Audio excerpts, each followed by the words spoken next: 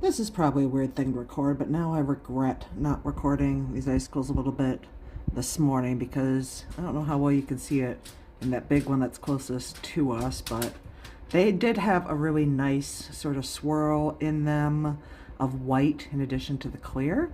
But then I came back and just looked at this. I don't know if you can see from the brown in the center icicle that there's actually like a hole that's opened up in the middle of the icicle.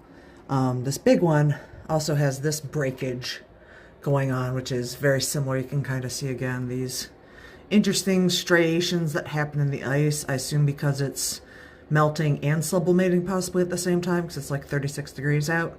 And for those of you that don't know what sublimating means, that's when it goes straight to gas and not to ice. Anyway, I'm going to try and zoom in on this, but you can see from the way it's moving that it is actually see-through. Isn't that interesting? Yeah, how this actually melted down from my roof is also kind of interesting in its own right.